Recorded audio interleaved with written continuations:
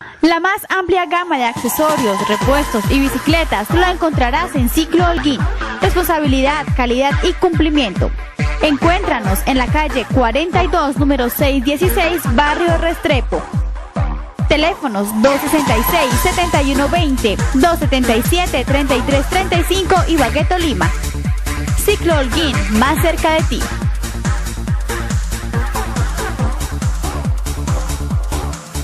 Compraventa Medellín, casa comercial, el mejor avalúo para sus joyas, electrodomésticos y motos, ignoraciones de taxis e hipotecas. Compraventa Medellín número 1, calle 16, número 3108, teléfono 261-6587. Compraventa Medellín número 2, carrera Cuarta Estadio, número 3028, teléfono 265-0458. Y Bagueto Lima, 18 años de experiencia.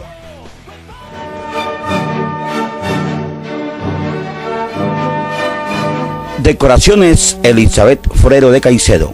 Eventos y recepciones, matrimonios, 15 años, bautizos, primeras comuniones, bodas de plata y oro, recepciones sociales y culturales.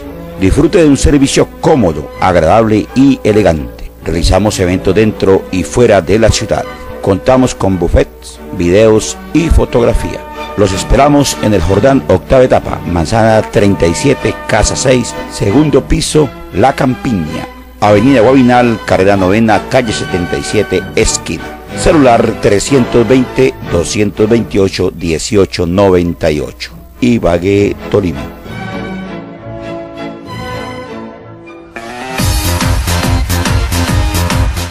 Ahorra más King.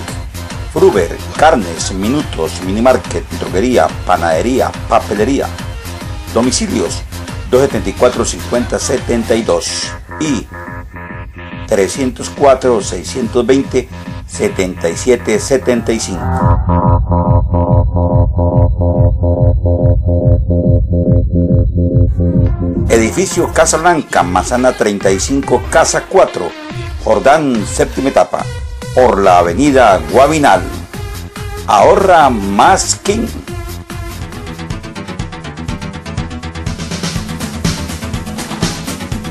El siguiente programa no contiene escenas de sexo ni violencia.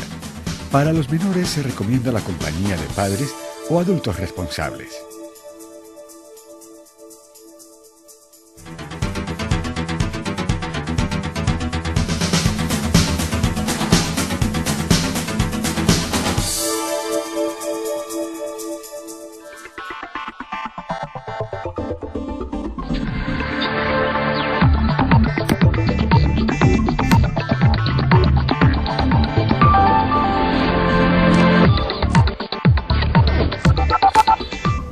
Bienvenidos a Debate CNC, donde su opinión cuenta.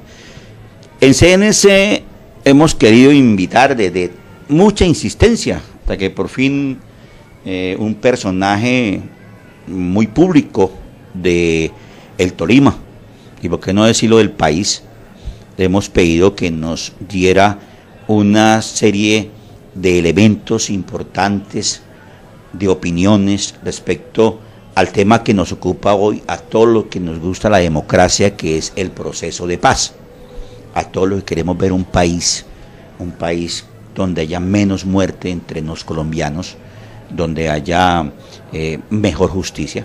Entonces, ¿qué mejor con un invitado tan especial? Rafael Aguja Sanabria. El doctor Rafael Aguja Sanabria es un abogado. Ahora vamos a que nos cuente, porque pues la gente de mi edad lo conocemos muy bien, pero hay gente joven que también merece la pena que lo conozca más, además de sus alumnos que ha tenido por tantos años aquí en nuestras universidades, en la alma mater, en el derecho, y pues ese es el abrebocas que queríamos hacerle de la invitación y agradecerle al doctor Rafael Aguja Sanabria que nos haya aceptado esta invitación.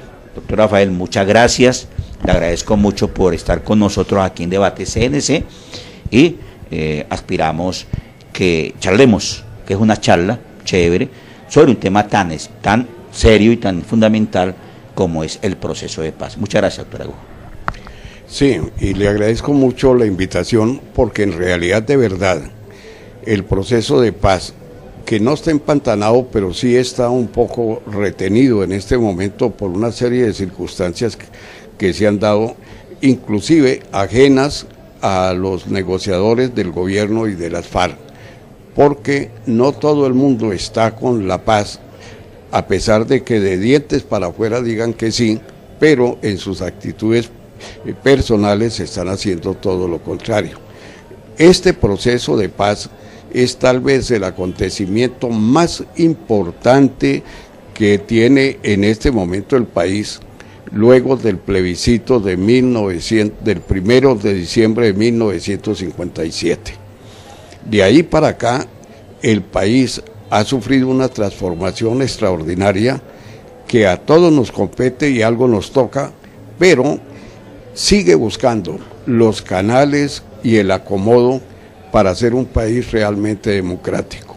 Y para hacerlo necesita y requiere, primero que nada, el compromiso de todos los colombianos y en segundo lugar, el compromiso de que sembremos definitivamente la paz estable y duradera a que se refiere el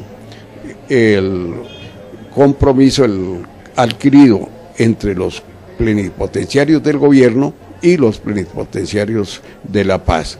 Es decir, que el acuerdo final de paz sea una brújula que nos oriente y nos lleve en esta iniciación del siglo XXI en nuestro país, para que seamos realmente el país que todos queremos y que todos deseamos. El doctor Rafael Agúa Sanabria, vamos a ver un poco, ¿dónde nació? Bueno, yo nací en Bogotá, de un injerto un poquito raro. Mi papá indio de Collaima, y se hizo militar, porque era una de las formas de salir de los problemas que se daban para la juventud indígena de esa época. Estamos hablando de los años 30, la segunda parte de los años 30 del siglo pasado. Él se enroló en el ejército, se hizo suboficial del ejército y como suboficial del ejército llegó al batallón Sucre de Chiquinquirá, en donde conoció a mi mamá, se enamoraron y se casaron en la Basílica. Hubo una limitante de la familia que no querían militares porque han sufrido mucho durante la guerra de los 1000 días, pero él renunció al ejército y se casó con mi mamá y fueron a dar a Collaima, pero mi mamá no se aclimató. Y por lo tanto, ella regresó a Bogotá y mi papá empezó a buscar trabajo y de pronto mi abuelo, que había cargado a Darío Echandía y lo había bajado ríos abajo, primero por el río Atá, luego por el río Saldaña y por último por el río Magdalena, unas veces a Giraldo y otras a Honda, estaba de ministro de gobierno y fueron a visitarlos y Darío Echandía muy amablemente dijo que lo único que le podía ofrecer a mi papá en razón de tener una libreta de primera clase expedida por el Ejército de Colombia era un puesto en la policía y él se enroló en la policía. De manera que yo nací en Bogotá, en la clínica de la policía, a pocos metros de la iglesia de San Antonio, ahí en la avenida Caracas, ya buscando el barrio Restrepo, y por supuesto, niño que nacía en la clínica de la policía, era niño que bautizaban los dominicos y a mí me bautizaron allá.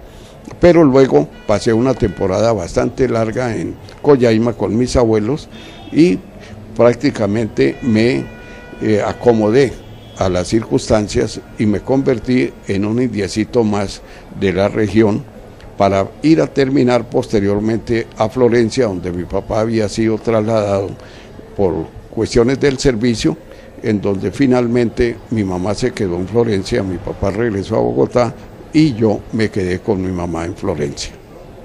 Florencia, ¿en qué año más o menos pasó todo esto? Pues eso fue en el año 52 del siglo pasado, cuando entré a ser primero de primaria a la escuela La Salle en Florencia. Hice en la escuela hasta tercero de primaria y pasé a ser cuarto al Colegio La Salle y seguí haciendo mis estudios hasta cuando hice tercero de bachillerato en La Salle, y mi mamá mientras tanto había conseguido trabajo como empleada civil del ejército, y ella llegó con la 6ª Brigada en el año 57 aquí a Ibagué, y nosotros llegamos desde luego, como decía mi mamá, con el inventario de la brigada, y yo entré en el año 58 a hacer cuarto de bachillerato en San Simón, en donde recibí grado de bachiller en el año 60, y en el año 61 ingresé a la Universidad Nacional, habiendo terminado estudios en el año 65, y el 3 de enero de 1966, por el presidente de la República de entonces, el presidente Valencia, me designó juez penal militar y fui a dar al batallón Tenerife de Neiva, y un año que estuve en el batallón Tenerife y luego volví a Florencia como juez penal militar, que sirvió para que se hicieran chistes conmigo y yo hacer chistes con mis antiguos compañeros de escuela y de colegio. Oiga, mi doctor Rafael Aguja, ustedes, o sea que usted estuvo en Florencia, Bogotá, Ibagué, Coyaima. ¿Cuál fue ese proceso que usted dijo voy a ser abogado? Porque, y lo otro que usted es simoniano, ¿ah? Y entrar al Colegio San Simón era muy difícil, me contaban a mí que era de las élites de Ibagué y del Tolima, ¿no? Es cierto, pero resulta que haciendo bachillerato, los 3 años de bachillerato en Florencia, llegó un abogado y se estableció en el centro de Florencia, ¿no? Con todas las limitaciones de esa época, porque en Florencia la planta de electricidad funcionaba de 6 a 10 de la noche nada más. Este abogado montó su oficina y tenía una particularidad, y era que le llegaban todos los periódicos. Y por supuesto, un grupo bastante inquieto de estudiantes del Colegio La Salle, nos reuníamos con el abogado y discutíamos permanentemente política, y eso me llevó a que, viéndolo cómo actuaba, cómo consultaba los códigos y toda esa cuestión, me nació la tendencia de que tenía que ser abogado, y cuando ingresé a San Simón a hacer cuarto de bachillerato estaba definido que iría a ser abogado, y me presenté a exámenes de ingreso a la Universidad Nacional, donde concursamos 360 aspirantes a las 60 plazas que ofrecía en primero la Facultad de Derecho de la Universidad Nacional, y tuve la suerte de sacar el puesto 18, y eso sirvió para que, primero, para ingresar a la Universidad Nacional a estudiar Derecho, y en segundo lugar, que me permitía aspirar a un auxilio que daba por entonces la Gobernación del Tolima, y yo hice la petición a través de un diputado de esa época, y salí favorecido con un auxilio que me ayudó, además con un préstamo del ICETEX posteriormente, a culminar mis estudios de Derecho en la Universidad Nacional en 1965, y ya desde el 66 yo me posesioné como juez penal militar el 23 de enero de 1963 y empecé a ejercer la profesión hasta el día de hoy, habiendo pasado luego por 3 especializaciones. Yo salí especializado en la Universidad Nacional como en Derecho Laboral, y eso me sirvió para hacer política. Y ya de bastante madurito hice especialización en Derecho Probatorio y en Derecho Penal y Ciencias Forenses con la Universidad Católica, que estableció esas especializaciones aquí en Ibagué. Hay algo que me motiva en hacer esta pregunta, porque además vamos a hablar mucho sobre el proceso de paz, lógicamente, y es que sirva también de ejemplo para las futuras las, niños, jóvenes que están hoy formándose. usted que estudió en la Escuela La Salle, la conozco, en Florencia, luego vino al Colegio La Salle, luego San Simón. Si hoy es tan difícil pasar en la Universidad Nacional, que hoy es tan complicado y tan difícil, pues en esa época me imagino que era peor, porque la politiquería era más de bolígrafo, de tarjeta, de cosas. ¿Usted usted cómo valora, qué lo ayudó a sacar esos promedios tan buenos? ¿Cuál fue el elemento importante para que los jóvenes que nos están viendo, pues yo creo que no copien, pero sí puedan seguir esos pasos tan fundamentales? Porque yo digo siempre que lo bueno hay que seguirlo. Mire, no hay ningún problema, ni ningún misterio, ni nada de esa cuestión. Desde el momento mismo en que estuvimos en el colegio La Salle de Florencia, constituimos un grupo de estudiantes inquietos. Estudiábamos política, estudiábamos filosofía, estudiábamos lógica, estudiábamos historia, mucha historia. Y eso sirvió para abrirnos un horizonte muy distinto a quienes se dedicaban únicamente a cumplir con su deber como estudiantes. Cuando llegué a San Simón encontré un grupo de izquierda que funcionaba al interior del Colegio San Simón, pero había una ramificación que actuaba por fuera del colegio porque reunía a estudiantes de distintos planteles educativos de Ibagué.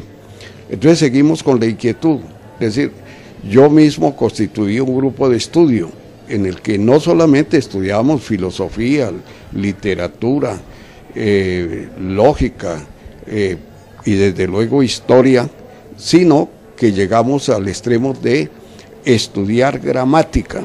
Es decir, nosotros estudiamos gramática española porque queríamos hablar y escribir bien.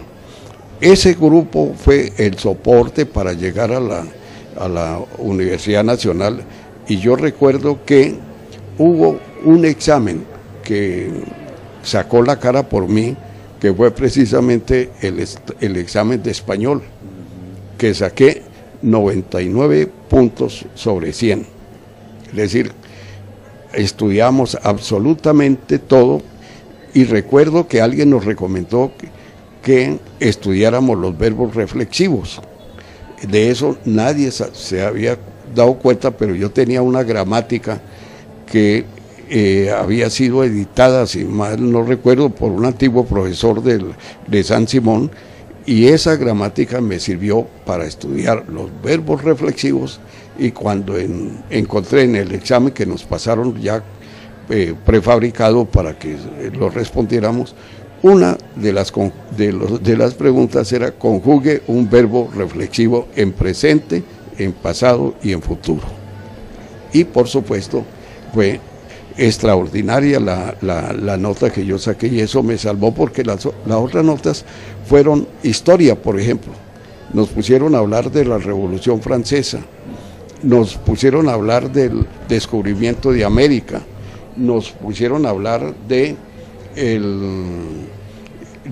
la Revolución Norteamericana, y por supuesto para ese momento, recordemos, era 1961, cuando yo presenté el examen de admisión en la Universidad Nacional, estábamos en plena floración del triunfo de la Revolución Cubana, y desde entonces se venía citando mucho a Simón Bolívar, en cuanto que algunos de sus escritos advertían que el destino manifiesto de los Estados Unidos nos iba a crear muchos problemas a los países latinoamericanos, como en efecto sucedió, porque además estábamos en plena Guerra Fría y teníamos que estudiar geografía e historia para saber por qué el mundo se dividía, era bipolar en ese momento. Por un lado los Estados Unidos y por el otro la Unión Soviética. Entonces todo eso ayudó para que pudiéramos tener éxito al entrar a estudiar Derecho a la Universidad Nacional. Hay algo que me inquieta, y es que usted, un hombre que fue formado su papá policía, en el batallón, Mi mamá empleada, juez penal militar, mi mamá empleada. y su mamá empleada también del allí. ejército. Y cuando, ¡pum!, a la izquierda el doctor Rafael Agua Sanabria. ¿Cómo es ese paso? O sea, No, de estar en la, pues hablemoslo claro, rodeado a la derecha todo el tiempo y ¡pin!, se pasa al otro lado izquierdo porque usted, ¿cómo fue ese paso? Mire, hay una cosa, y no es la primera vez que me hacen esa pregunta. ¿Cómo siendo de izquierda resulté siendo juez penal militar? No, escúcheme, usted viene de derecha. No, es la izquierda. Porque usted viene, vea, papá policía. Entonces, proviene de allá de la Génesis, ¿no? Viene todo. O sea, entonces usted hace izquierda cuando entra a San Simón, me imagino. Por eso, a pesar de todas esas circunstancias, yo me hice izquierdista en Florencia y luego fortalecí la tendencia de la izquierda en San Simón. Y en la Nacional hice parte de todo el movimiento estudiantil.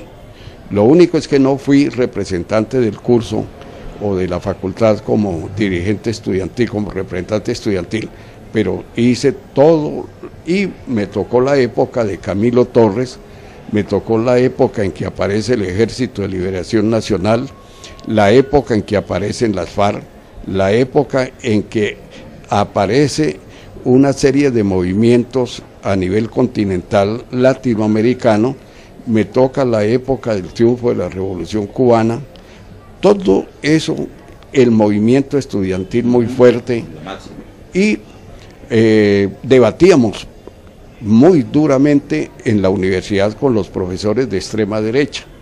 Por ejemplo, hay un libro que publicó un antiguo estudiante que venía detrás de mí, el doctor Quirós, que es de Valledupar.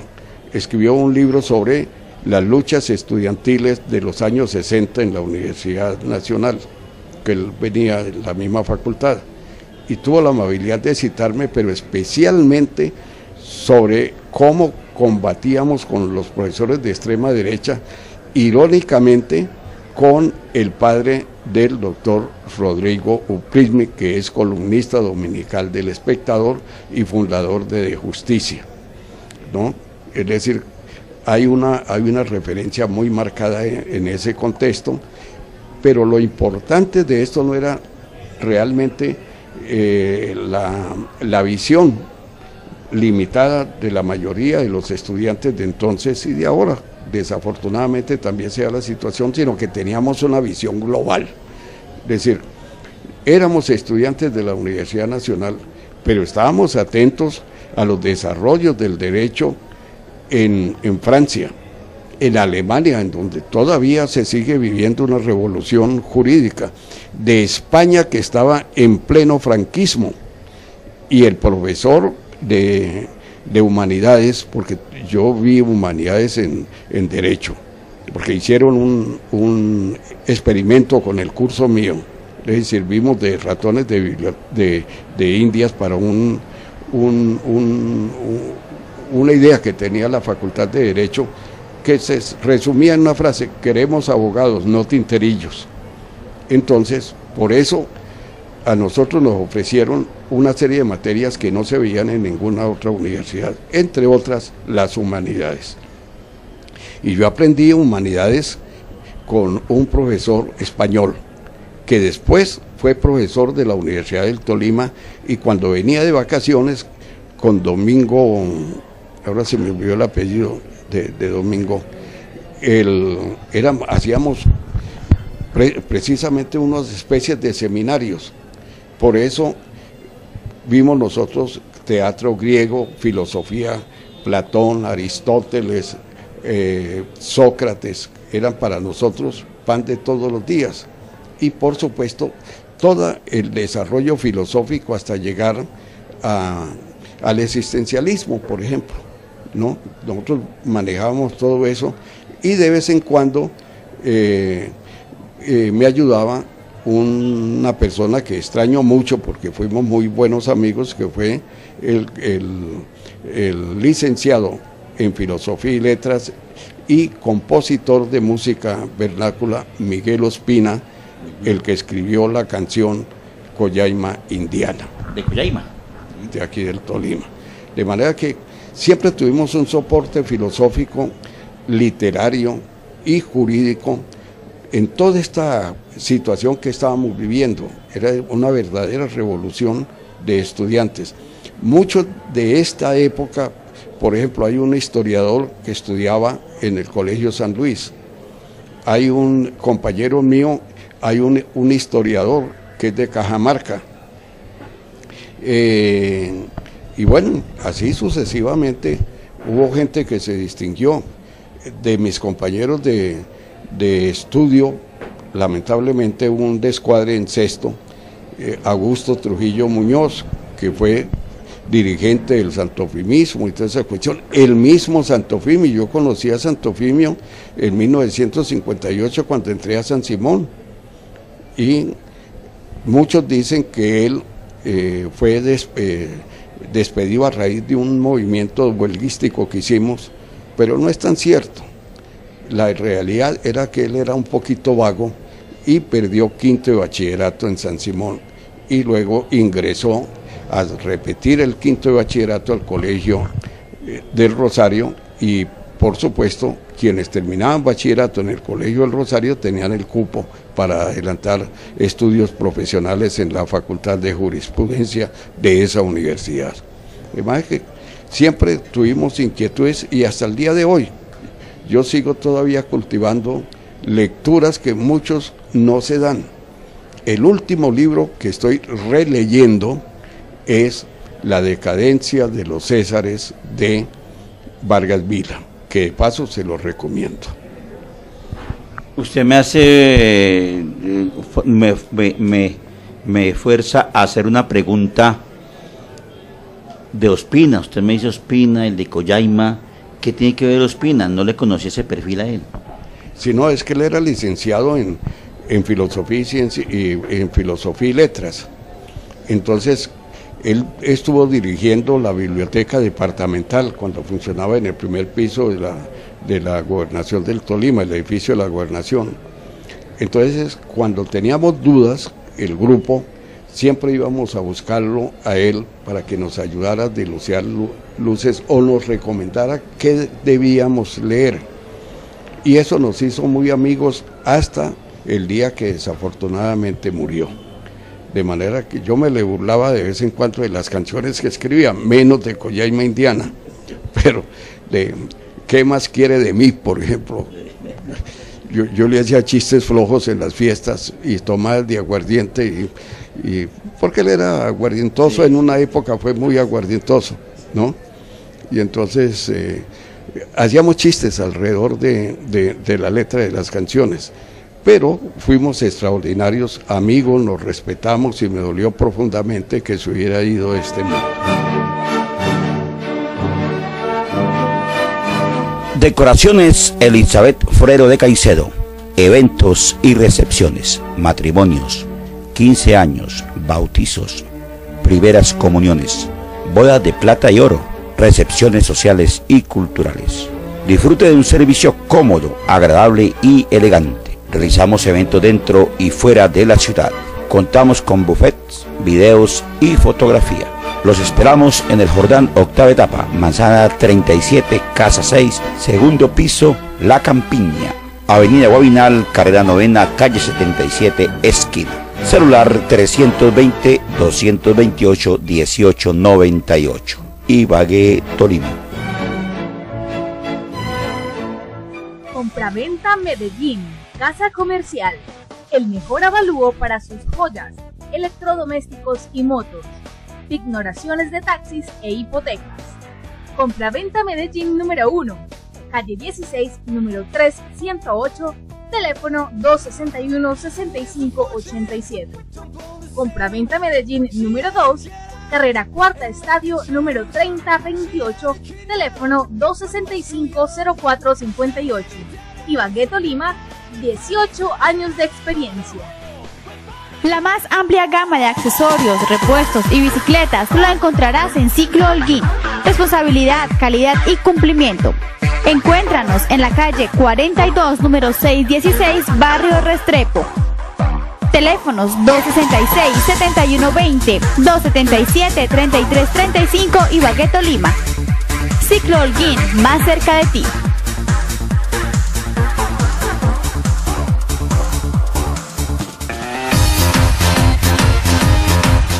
Ahorra más King. Fruver, carnes, minutos, minimarket, droguería, panadería, papelería. Domicilios 274-5072 y 304-620-7775. Edificio Casa Blanca, Manzana 35, Casa 4, Jordán, séptima etapa, por la avenida Guavinal. Ahorra más King. Bien, mi doctor Rafael Agúa. Entonces usted se vuelve de izquierda y ¿qué pasa? Vamos ahí. Pues en la izquierda me fue bien en el Tolima. Yo no puedo y nunca renunciaría y nunca voy a hablar mal de mi época de dirigente de izquierda en el Tolima. Primero que nada, fui 2 veces concejal de Ibagué, de Collaima. Fue tan curioso que solamente en 2 periodos pude asistir a una reunión del Consejo de Collaima. Eso lo manejaban de tal manera que me hacían imposible que yo concurriera. Alguna vez me citaron un sábado para una reunión a las 8 de la mañana y yo estuve muy cumplido en Collaima a las 7 y esperé y no apareció nadie. Y entonces apareció un tinterillo amigo mío, un práctico jurídico, sino que en los pueblos les dicen tinterillos. Entonces le pregunté, hombre, dime una cosa, y la reunión del consejo, dijo, ¿usted viene a la reunión del consejo? Dije, sí. Dijo, la hicieron a las 4 de la mañana. Había cositas de esas así, ¿no? Luego fui luego fui concejal de Ibagué un periodo que me fue extremadamente fructífero para mí. Aprendí muchas cosas, aprendí a comportarme a la altura de... Había una inquietud intelectual entre todos los concejales, incluyendo los que iban a ir de relleno, porque tenían que estudiar. Hicimos una serie de cosas, por Dios, de Ibagué, entre otras. Por ejemplo, el plan vial que dejamos diseñado de ese consejo, 5 puentes sobre el río Conveima, una avenida que no se ha construido, que es la avenida Calambeo. Dejamos diseñado la ampliación de una serie de vías, 2 vías para descongestionar al centro a través del barrio Libertador, buscando la salida para Armenia. Y así sucesivamente. Legalizamos prácticamente, yo creo que las 2/3 partes del perímetro urbano de Ibagué las legalizamos en el Consejo. Legalizamos el barrio especial del Salado. Se estableció un colegio de bachillerato en el Salado. Legalizamos el primer barrio que hay pasando Gualanday, pasando el puente, la quebrada de Gualanday, está el barrio Briseño. Sí. Lo legalizamos en esa época. Es decir, toda una serie de situaciones. Yo aprendí a manejar el presupuesto municipal. Por primera vez, recuerdo yo, con el presidente del consejo, que después fue gobernador del Tolima y posterior fue ministro, abrimos por primera vez. Miguel Merino Gordillo sería. Miguel Merino Gordillo, por primera vez un rublo para que el municipio de Ibagué respondiera por las demandas. Ya venía la moda de demandar al Estado. Entonces, recuerdo que se abrió el rublo con 1.000 pesos, pero se abrió el rublo porque había una demanda de los que compraron los terrenos donde se construyó el barrio Cádiz y que involucraba una cantidad de barrios, entre otros el barrio Restrepo, que recuerdo yo, el barrio San Simón y otro barrio más que reclamaban ellos porque el municipio se los había vendido y nunca se los entregó, entonces lo habían demandado al municipio. Yo le hice seguimiento al proceso hasta cuando llegó a la Corte Suprema de Justicia, en donde me dijeron hay proyecto confirmando la sentencia de un juzgado civil del circuito de Ibagué y del Tribunal Superior de Ibagué que ordenaba al municipio responder por esa época con una suma cercana a los 50 millones de pesos, que era todo un capital, por Dios. Y eso me sirvió luego para ser 2 veces diputado a la Asamblea del Tolima y 2 veces candidato a la Cámara. La segunda vez que fui candidato a la Asamblea, tuve la oportunidad de sacar 14.000 votos. Y consideré que mi paso a la Cámara de Representantes estaba asegurado, pero se atravesó una defensa de un personaje de Florencia, precisamente, de Evaristo Porras. Y mi mamá había sido amiga de la mamá de Evaristo. Y el abogado de cabecera de Evaristo era un abogado de Belén de los Andaquíes, entonces casi que contemporáneo mío, fue suboficial de la Armada y luego se hizo abogado. Y me recomendaron para la defensa de Evaristo Porras porque lo estaba procesando la 4ª Brigada en Medellín.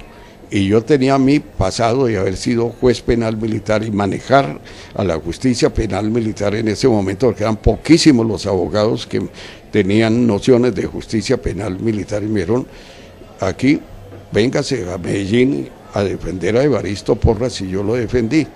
Y se dio una discusión muy interesante al interior del Partido Comunista y de los aliados del Partido Comunista, que conformaba una organización política que luego vino a ser la Unión Patriótica por esa época. Y se dijo que por haber defendido a Evaristo Porras yo había cometido un pecado contra la moral social y política, y que por eso se me quitaba todo respaldo como diputado y que debía renunciar. Yo no renuncié a la diputación, pero no volví a insistir con ser nuevamente candidato. Y por supuesto me dediqué a estudiar, a seguir estudiando, y ya de viejo hice las 2 especializaciones que mencioné hace un momento, la especialización en Derecho Probatorio y la especialización en Derecho Penal y Ciencias Forenses, de manera que nos le hemos pasado toda la vida estudiando y estudiando y estudiando hasta el día de hoy. Pero mi otra duda, ¿cómo usted ser concejal, ser diputado, lo digo porque lo conozco, del Partido Comunista, si ahora es tan difícil? En esa época me imagino que era peor, porque era el comunista no es como era ahora. El comunista era decían los curas en la misa, que era el diablo con cola. Ser comunista era el diablo, lo acaban en revistas, yo leí revistas de esas, donde el comunista era el diablo, o sea, y todo el mundo y claro, como era una sociedad más que todo liberal, conservadora, en su gran mayoría, ¿cómo logró usted conseguir tanto voto? Porque es que usted sale y el que le sigue es un señor Espinosa, que después fue concejal, que yo recuerdo un Espinosa que le tocó que irse del país, y pare de contar, y el PS no ha vuelto a tener más concejales que yo conozca después de esa época.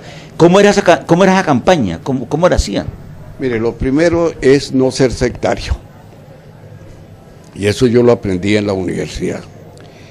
Lo segundo, si uno quiere tener éxito político, debe tener motivos de convergencia, es decir, que coincida lo que uno está señalando con muchas personas, así no participen abiertamente ni comulguen con uno. Pero esas 2 circunstancias, la de buscar factores de convergencia y uno muy específico que era no ser sectario, me abrieron camino de sociedades que nunca habían votado, por ejemplo. De los municipios del departamento del Tolima los recorrí todos excepto 2, Villahermosa Villahermosa y un municipio. ¿Usted metió a Anzoátegui? Muchas veces estuve en Anzoátegui. Me hablo que Anzoátegui es uno de los municipios pilares muy conservadores, ¿sí o no? Que un día me sacaron corriendo. Pero eso ¿Qué le dije? Eso hace parte de la picaresca, ¿no? Sí. Dos municipios del norte del Tolima, que como Villahermosa, el otro no recuerdo, pero de resto todos los municipios del departamento los visité. ¿Y cómo hacían en esa época para el transporte? Bueno, o sea, ¿en qué? Porque es que yo también fui candidato a la Asamblea, usted lo sabe, fui concejal de Ibagué, y yo sé el costo que hay tan tremendo que tiene uno que sacar para visitar todos los municipios. Mire, yo me gané un pleito bonito en Armenia, un pleito civil, en que hubo una rifa de un edificio en el centro de Armenia y el rifador no lo entregó. Un campesino de Córdoba, Quindío, que era muy amigo de la izquierda ya, me contrató para que le hiciera entregar el edificio y yo lo hice, un pleito que me gané en primera instancia ante el juzgado civil del circuito, en segunda instancia ante el Tribunal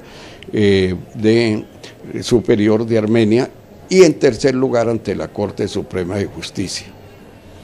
Ese pleito, el campesino llegó un momento en que me dijo que no tenía suficiente dinero para pagarme los honorarios, me dijo, le doy una parte en plata y la otra, yo tengo cédula cafetera, si usted quiere yo saco un carro con mi cédula cafetera y se lo entrego, y sí, yo le dije que sí, y entonces me dio un Aro Carpati nuevo, equipado y toda esa cuestión, y ese Aro Carpati se aguantó 3 campañas electorales.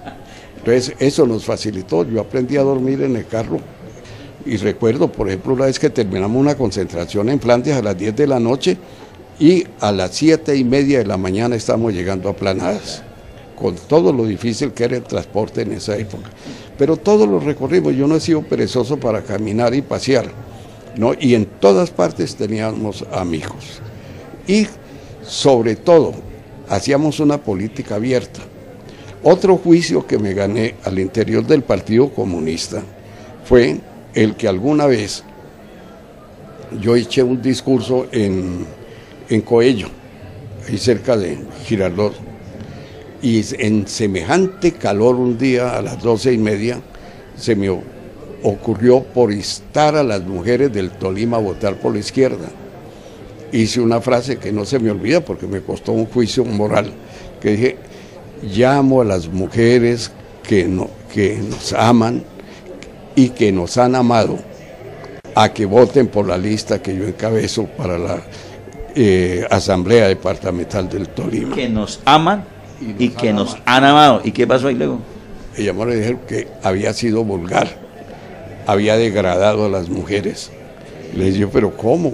Si yo las estoy invitando es a que cumplan con un deber cívico, que hoy está catalogado como una participación obligatoria para cualquier ciudadano en la Constitución de 1991. Y no, eso me costó un dolor de cabeza. ¿Pero por qué fue el...? Yo no entendí nunca por qué los dirigentes del partido se sintieron ofendidos porque yo llamara a las mujeres a votar por la lista nuestra. Si lo hacían los partidos tradicionales, ¿por qué no lo podíamos hacer nosotros? ¿No? Que les había faltado el respeto. Y la verdad es que muchas mujeres sí votaron por la lista. De manera que toda esa situación de vida, de anécdotas, de toda esa cuestión, han enriquecido la existencia y uno se va volviendo viejo, pero muy rico en experiencias respecto de la vida y de cómo comportarse en sociedad. Bueno, mire, aquí conocimos su cinta, todavía falta mucho, de historias bonitas, que vamos poco a poco. Yo creo que vamos a decir, el doctor Rafael Aguja Sanabria, después de ver el programa, cómo queda de bueno, porque yo lo voy a enviar a él por Facebook allá porque esto va por YouTube también, YouTube. Yo sé que nos va a animar y también sé que mucha gente se va a ver muy contento de verlo hablar, de verlo disertar, de verlo compartir, y mucha gente no conoce estas historias, ¿ve?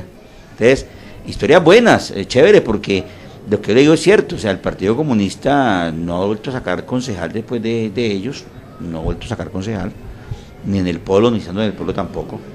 Entonces, vale la pena decir, bueno, ¿y cómo hacían? Vea, al trabajo, tesonero, amplitud. Bien, mi doctora Falagua, usted, ahora que está con unos temas tan importantes, que tiene usted tiene un blog, ¿cómo es? Blog en las redes, usted molesta harto por las redes, todos los días está usted produciendo. Esta pregunta también tengo que hacerse al lado, dije yo, ¿cómo hace usted todos los días si yo sé cómo es eso de trabajar? ¿A qué hora la produce? ¿Cómo es? E invita a todos los amigos nuestros para que la visiten, porque realmente yo soy uno de los que más lo sigo y lo leo, y me parece muy interesante lo que usted hace. Es una acumulación de conocimiento, y como le decía, a veces hay que releer los textos que ya uno ha leído, en los cuales se ha afincado para hacer un artículo, pero una de las cuestiones que más me ha ayudado a mí y que me ayudó es que muy joven fui profesor de la Universidad del Tolima. Yo dicté una cátedra absolutamente fuera de serie, que era instituciones jurídicas para los estudiantes de topografía. Pues obviamente yo les enseñé cómo se delimitaba un predio, de quién eran las aguas, los caminos, las servidumbres, todo lo que tenía que ver, y cómo el topógrafo debía de comportarse. Entre otras cosas, porque después de haber sido juez penal militar, trabajé 2 años con el INCORA. Yo dirigí en la mesa con Dinamarca, con 18 municipios a mi costa, un programa que lo llamaron AREPA, que era el programa de pequeños arrendatarios y aparceros. Ese programa fue muy importantísimo y tenía unas connotaciones políticas definidas. Y el director del proyecto, muy amigo, que nos hicimos amigos trabajando juntos con los mismos propósitos, me dijo, le voy a encargar una cosa, como la comisión de topografía viene para el programa suyo, usted es el director de topografía del INCORA. Obviamente no había compatibilidad entre topografía y derecho, pero yo aprendí con los topógrafos del INCORA esto que y entonces me sirvió para dictar la clase en la Universidad del Tolima. Tenía conocimientos, yo aprendí a llevar las carteras, no a hacer cálculos, sino a llevar las carteras, a leer los planos y toda esa cuestión, bueno, todo eso, y eso me sirvió. Y había un amigo que hacía parte del consejo directivo de la Universidad del Tolima y me dijo, estamos parados porque para la Facultad de Educación en Ciencias Sociales no hemos conseguido un catedrático para Historia Antigua. Y entonces me dijo, se lo ofrezco. Le dije, no, yo que voy a dictar Historia Antigua. Dijo, pero si usted estudió marxismo, estudió ciencias políticas en la Nacional, toda esa cuestión, ¿cómo no va a dictar una cátedra? Y me arriesgué. Entonces me fui para la librería del Partido Comunista en Bogotá. El director era muy amigo mío. Y le dije, mire, me designan profesor de Historia Antigua de la Universidad del Tolima. Yo, ¿sobre qué? Entonces me sacó 7 textos de Historia Antigua. Yo escogí 5 y los traje. De esos conservo en mi biblioteca 1, el que tiene que ver con Roma. Entonces los otros los he regalado, pero el de Roma sí lo conservo todavía. En esos textos preparaba mis clases y dicté, y hoy muchos de mis alumnos y mis alumnas son viejitos como yo, ¿no? Y tuve un alumno que fue con una anécdota reconfortante, que llegó a ser por segunda vez alumno mío de Derecho en la Universidad Cooperativa. Y él proclamaba, dijo, las cosas que me han sucedido en la vida es que el doctor Aguja me dictó clases cuando yo era estudiante de Ciencias Sociales en la Universidad del Tolima. Ahora me lo encuentro como profesor de Derecho, muy estudioso, muy capaz y muy señor. De manera que por todas esas situaciones uno pasa, pero siempre teniendo como soporte lo que uno aprendió en juventud. Entonces, el haber sido inquieto intelectualmente hoy me permite casi que a la velocidad del rayo escribir estas columnas para mi blog. ¿Y usted que hace todo? No, o sea, no, yo dicto. ¿sí? Ah, dicta, sí. Dicto. Me estaba asustando. Dicta, claro. Sí, dicto y escribimos de todos los temas. ¿Qué día, por ejemplo, encontré un tema de cocina? Y yo lo transcribimos con la hija mía, la tercera de mis hijas que maneja el apartamento, que es que algo así como la venganza se come con dulce, o no sé qué decía el artículo. Entonces yo le dije, lo publicamos, y lo recortamos y lo publicamos completico sin quitarle nada. Y decía que el mejor antídoto para la violencia era la indiferencia. Y cuando alguien quería vengarse de uno, era no pararle bolas. Es decir, una cuestión muy didáctica. Y ahora tenemos preparado mi próximo artículo, espero tener la fortuna de verlo publicado, es un pasaje de Vargas Vila, precisamente tomado del libro La decadencia de los Césares, sobre Venezuela, que hace un reflejo de la historia de Venezuela, que es exactamente lo que está pasando en este momento.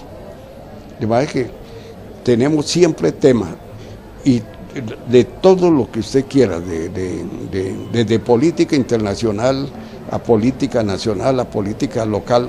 Yo he estado un poco alejado de hacer comentarios de política local, y salvo a veces, por ejemplo, la consulta popular sobre minería, yo la apoyé y saqué que había respaldo constitucional para que se hiciera la consulta popular que programó el alcalde de Ibagué, el doctor Jaramillo, sobre la minería y sobre todo sobre el río Conveima, ¿no? Claro, eso tiene un veneno de todo lo que uno quiera, porque entre otras cosas, hace mucho tiempo se publicó un artículo en que una empresa minera internacional había hecho el estudio de la cuenca del río Conveima, encontrando toda una serie de metales, entre otros, el metal radioactivo, es decir, y coltán. Dígame, Rafael, ¿por qué no tículas al viento? Porque es lo que se lleva el viento, el viento es refrescante, ¿no? Entonces uno se echa viento con los abanicos, como dicen en la costa, es decir, los ventiladores, pero también con unas sopladeras que fabrican en Collaima de palma, porque le sirve a las señoras en la cocina cuando cocinaban con leña para prender candela. De manera que hay una serie de cosas de esas en las que uno sabe que lo que se lee hoy de pronto no se recuerda mañana, pero lo importante es impactar en el momento. Entonces muchas veces, es decir, por tema no nos acostamos y no podemos dormir, todo lo contrario, siempre hay 4 o 5 temas a consideración. Los de hoy, por ejemplo, ¿de qué estamos hablando? De la democracia. De la democracia, señor. Democracia. Un artículo de Alfonso Gómez Méndez y de un Quirós, otro de Quirós, ¿no? Sí, y luego viene el problema. Por ejemplo, ¿qué originó la presencia del movimiento armado en Colombia en la primera década, en el primer quinquenio de los años 60? La mayoría de las personas dicen, es que, y dicen cosas no de acuerdo con su personal concepción, pero la insurgencia apareció precisamente porque el 1 de diciembre de 1957 se aprobó un plebiscito en que se dejó a Colombia, más de media Colombia por fuera. Quien no fuera liberal, no fuera conservador, no existía en este país. Quien no fuera católico, apostólico y romano no existía, ¿no? De manera que eso llevó esa falta de democracia llevó a que aparecieran las FARC. Y no le gusta a muchas personas que se diga eso, pero en un libro que publicó el Centro de Memoria Histórica de la Universidad Nacional sobre la historia de las FARC entre 1964 y 2013, trata exactamente de esto, y una de las causas que señalan con mucha insistencia y fortaleza es que las FARC fueron el producto de la falta de democracia que se creó y se legitimó constitucionalmente el 1 de diciembre de 1957. Si quiere, se puede tomar esa fecha como el día que nacieron las FARC, porque fue una reacción a la falta de democracia, y la seguimos padeciendo, que es lo peor. Es decir, todavía en este momento tenemos absolutas manifestaciones o manifestaciones muy concretas acerca de que no hay democracia, y por lo tanto se busca satisfacer los intereses políticos de algunos muy amplios sectores de la opinión pública a través de actividades por fuera y al margen de la Constitución. Yo siempre llamo que la lucha debe ser dentro de la Constitución. Por eso señalamos en estos días que el gran problema del proceso de paz era el darle legitimidad constitucional. Y en ese problema estamos enfrentados todos en este momento. Hay quienes no se encuentran el camino.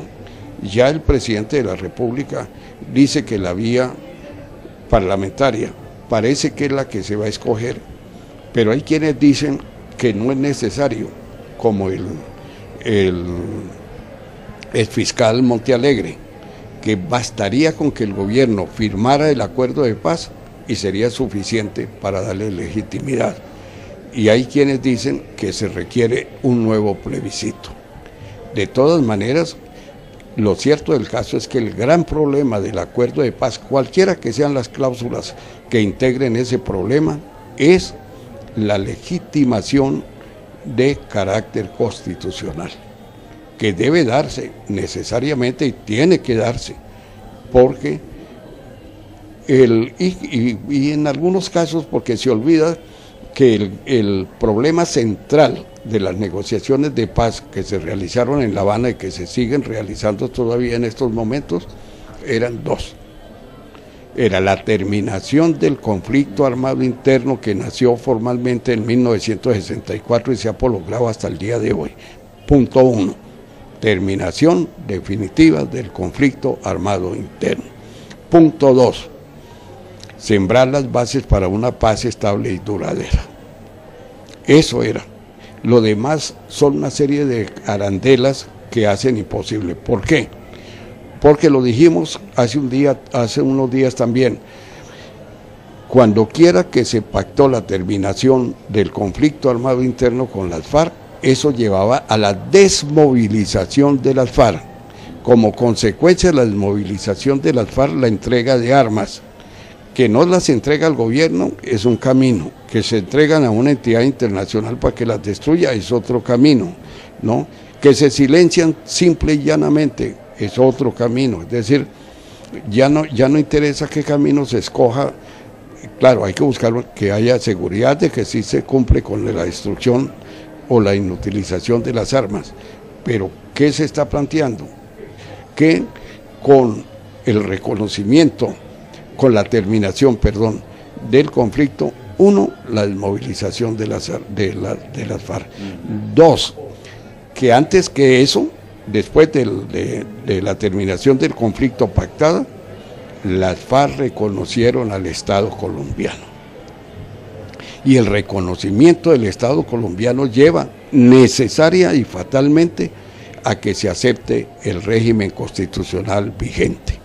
De manera que si las FARC terminan o pactan la terminación del conflicto, eso conlleva primero el reconocimiento de las FARC del Estado colombiano, en segundo lugar el sometimiento de las FARC al Estado colombiano, todo, sometimiento es todo.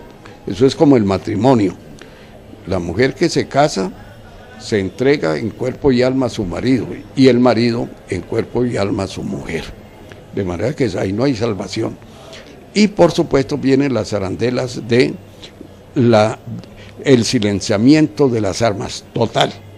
Pero también viene que se abre el camino de la reinserción de los guerrilleros a la sociedad.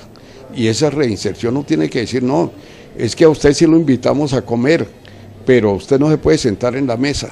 Usted tiene que comer en el patio, allá con la servidumbre al estilo de los antiguos señores feudales.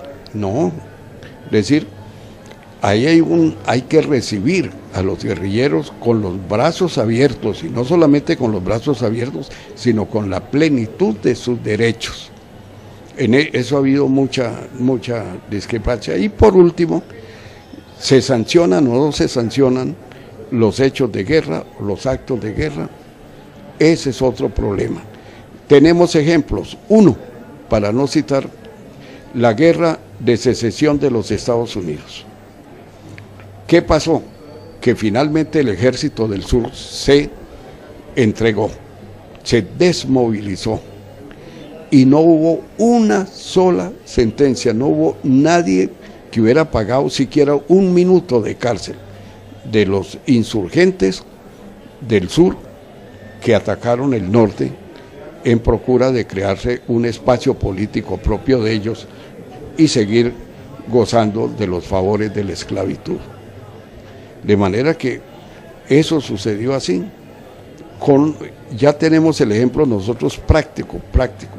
En todas las amnistías que ha habido, tal vez a partir de la guerra, la terminación de la guerra de los 1000 días, nunca se habló de cárcel. Los liberales, a raíz del golpe militar del general Rojas Pinilla en 1953, el general Rojas Pinilla proclamó una amnistía. Esa amnistía la aprovecharon los liberales para entregarse, y se entregaron, y entregaron las armas, pero no fueron a la cárcel los liberales. Y era Restrepo de quien se decía que era el promotor de las guerrillas liberales del Llano, por ejemplo. Nunca estuvo un día preso, ni se le anunció que lo iban a poner preso siquiera. Claro, a Guadalupe Salcedo lo quebraron en las calles de Bogotá, pero ese es otro paseo. De manera que aquí tenemos es que mirar cómo esas dos cosas, primero la terminación del conflicto armado interno y en segundo lugar las bases para una paz estable y duradera, arroja una serie de consecuencias de carácter social, político, económico y toda cuestión. Y luego viene, por ejemplo, ¿qué hacer con los bienes que fueron frutos de actos de guerra? Pero ha habido actos de guerra tripartitos en este país. Lo último que tenemos son actos de guerra tripartitos. Unos, el Estado, que tenía que defenderse, eso no lo podemos decir que no, pero en algunos casos el Estado se equivocó de camino, de método y de personas. Acaba de salir la sentencia de los muchachos que fueron sacrificados, los muchachos de Soacha. Sí, perdón. Acaba de salir la sentencia, el anuncio de sentencia contra unos militares. Se equivocaron. Lo grave es que esa equivocación fue tolerada, fue ordenada, y hay otro problema, y es mejor no tocar eso.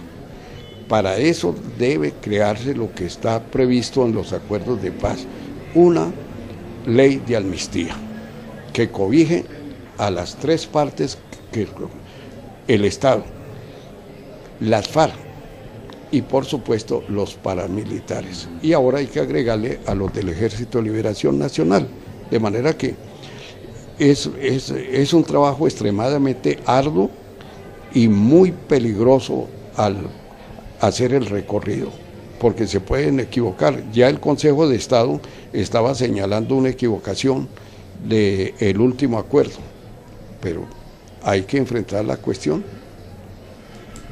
Vea, nos fuimos entrando al tema que nos ocupa sobre el proceso de paz civil.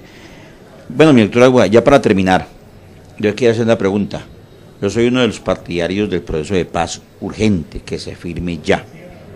Con lo vacío, lo que sea, pero necesitamos es que se silencien los fusiles y comience a ver. ¿Usted qué opinión le merece? ¿Vía Congreso? ¿Por qué vía lo ve usted más rápido? Mire, lo que se necesita es que se legitime lo más rápidamente posible. Mire que ya hubo muerto de 2 guerrilleros ya, fíjese cómo. Porque él está creando una serie de situaciones de hecho que no se debían de haber dado y no se pueden tolerar que se den. Pero hay quienes dicen que se puede ir implementando. Es decir, que ya a través de lo acordado, que es un convenio entre el gobierno y las FARC, se puede empezar a implementar. Yo estoy de acuerdo con esto. El gobierno debe empezar a implementar. Y mientras tanto, presentar los proyectos de ley, e inclusive se ha hablado de proyectos de cambio de constitución, es decir, de modificación de la constitución, que no de modificar para hacerla más excluyente, sino modificarla para incluir a los alzados en armas que se entregan a la sociedad colombiana, de facilitar el reingreso de estos ciudadanos a la vida normal del país. Eso hay que hacerlo. ¿Qué es más seguro? No sabemos. Pero lo que sí entendemos es que cualquier proyecto de acto legislativo o cualquier ley que se tramite a través del Congreso, como debe ser, será un acto de legitimación total o parcial del acuerdo de paz, porque puede ser parcial. Es decir, ahorita hay que mirar qué es lo más urgente. Y hay un sector muy amplio del Congreso de la República que necesariamente va a participar en estas discusiones, manifestando de antemano que en efecto están de acuerdo con la legitimación vía Congreso de la República. De manera que esperamos que no haya dificultades en esto, pero que las ha habido, las hay y las seguirá habiendo, porque lo convenido no satisface a todo el mundo. Por ejemplo, se aclaró el problema de la tierra, que era de lo más complicado que teníamos, el problema de la tierra. Pero también el problema de justicia sigue siendo un dolor de cabeza para todos. Y yo estaba de acuerdo y sigo estando de acuerdo que la amnistía no debía ser únicamente para los guerrilleros, sino también para quienes desde el Estado, equivocada o no, hayan actuado, porque en un determinado momento del recorrer del conflicto armado interno, el conflicto armado interno se degeneró. Y hay factores de degeneramiento que no se pueden ocultar. Y entre esos está, por ejemplo, la defensa del Estado por vía de hecho. Pero también, obviamente, desde el punto de vista de la insurgencia, también se cometieron excesos, que hoy por hoy se están recordando desafortunadamente y causan escozor entre las personas. El caso de los diputados de Cali, del Valle, eso es aterrador. El caso de los concejales de Rivera Huila, el caso de la familia Cote en el Caquetá, es decir, el caso de varios concejales de los municipios del Caquetá que fueron muertos. Entre ellos cayó un parlamentario que era mi compañero de estudios de Florencia, Martín Suárez Sarria, veterinario, y le dio por meterse al nuevo liberalismo, se hizo elegir senador suplente de un senador del Huila, y en Puerto Rico lo mataron. Es decir, hay una serie de situaciones que es decir, es difícil de digerir. ¿Y que lo produce la guerra? El degeneramiento de la guerra. Es decir, la guerra se degeneró tomó rutas que no debía haber transitado y consecuencias que no debía haber originado. Eso lo tenemos que, para poder hacer, no digamos que un borrón, pero sí mirar el futuro y tratar de olvidar el pasado. Bueno, mi doctora Baragua, ¿a quién quiere saludar ya en YouTube? Un amigo para que hace años que no ve por fuera del país. ¿A quién? No sé, por eso, ¿a quién? No. Del país, que hace rato que no vean. Mire, hay una dama que yo recuerdo profundamente, que es Ruth Ann de Graaf. Un poquito difícil pronunciar el apellido de ella porque es europeo, no recuerdo de qué país. Esta dama la conocí yo cuando hacía segundo de Derecho en Bogotá. Ella vivía a 3 cuadras de la Universidad Nacional, hacía parte de los cuerpos de paz y vino a Colombia a enseñarle inglés a los pobres. Y le dieron la Universidad Javeriana para enseñarle a hablar inglés a los pobres. A los pobres. Ah, la Javeriana. Ella, tuvimos extraordinarias discusiones porque ella era especializada en historia. Era es historiadora. Y de tanto que discutimos y conversamos, intercambiamos ideas, yo le critiqué la tesis de grado de ella, que recuerdo su título en inglés, Mussolini was good man, que si lo traducimos, Mussolini fue un buen hombre. Bueno, yo le dije, pero sería para la cama nada más porque era bien chivo, ¿no? Entonces, inclusive utilizaba yo este lenguaje con ella, ¿no? Y escribió hace poco y publicó durante la administración de Petro en Bogotá un libro sobre Gaitán. Lo pude conseguir un día, me dediqué casi todo un día recorriendo las librerías de viejo de Bogotá y no pude conseguir el libro original, pero lo encontramos por internet. Hoy me lo están fotocopiando y vamos a leerlo. Ah, pero ella vive todavía, claro, en Bogotá. Ella vive en California y es catedrática de historia. Entonces, me gustaría que ella se comunicara conmigo. Y lo va a ver en YouTube, lo va a ver. Alguien tiene que decirle. Probablemente sí, y ojalá se comunique conmigo. Porque la última carta que yo recibí de ella, vivíamos cerca, en la parte baja de San Simón, de Belén, y ahí me llegó la última carta de ella en la que me anunciaba que iba a casarse, y yo le contesté que le rogaba o le auguraba mucha felicidad, ¿no? Claro, uno no sabe si casándose es feliz o no, pero lo cierto es que eso fue la última actividad que tuve con ella. Y el recuerdo de todas las discusiones, porque pues ella con su capacidad de historiadora, y me quedó un recuerdo imperecedero de ella. Una foto que se me perdió, en la que me lleva de gancho por la 7ª en Bogotá, porque me hubiera gustado publicarla para envidia de muchos, y me enseñó a oír música clásica. Y yo le enseñé a ella, le ayudé a perfeccionar el español. Ella fue hablando perfecto español, de manera que viese cómo, y siempre teníamos como motivo de discusión el imperialismo norteamericano, ¿no?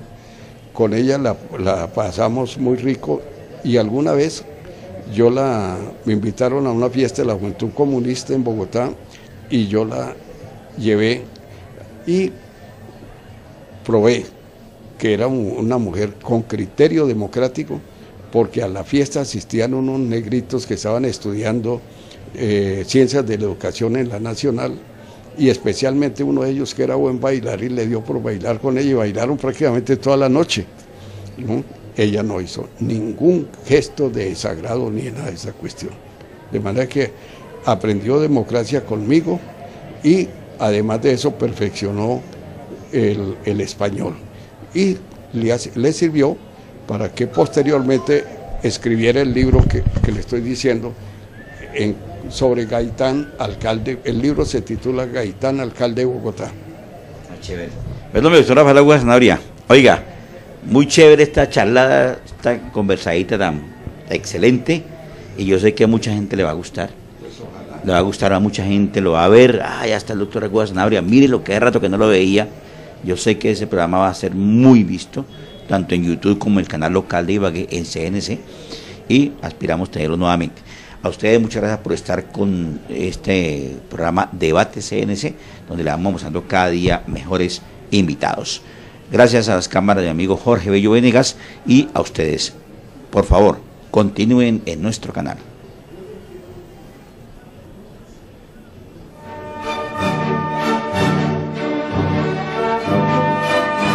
Decoraciones Elizabeth Forero de Caicedo. Eventos y recepciones, matrimonios, 15 años, bautizos, primeras comuniones, bodas de plata y oro, recepciones sociales y culturales. Disfrute de un servicio cómodo, agradable y elegante. Realizamos eventos dentro y fuera de la ciudad. Contamos con buffets, videos y fotografía. Los esperamos en el Jordán, octava etapa, manzana 37, casa 6, segundo piso, La Campiña. Avenida Guabinal, carrera 9, calle 77, esquina. Celular 320-228-1898. Ibagué, Tolima. Compraventa Medellín, casa comercial. El mejor avalúo para sus joyas, electrodomésticos y motos. Ignoraciones de taxis e hipotecas. Compraventa Medellín número 1, calle 16, número 3108, teléfono 261-6587. Compraventa Medellín número 2, carrera cuarta estadio, número 3028, teléfono 265-0458. Ibagué, Tolima, 18 años de experiencia. La más amplia gama de accesorios, repuestos y bicicletas la encontrarás en Ciclo Holguín. Responsabilidad, calidad y cumplimiento. Encuéntranos en la calle 42, número 616, barrio Restrepo. Teléfonos 266-7120, 277-3335, Ibagué, Tolima. Ciclo Holguín, más cerca de ti.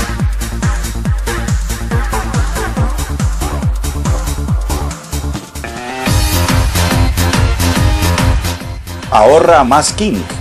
Fruber, carnes, minutos, minimarket, droguería, panadería, papelería.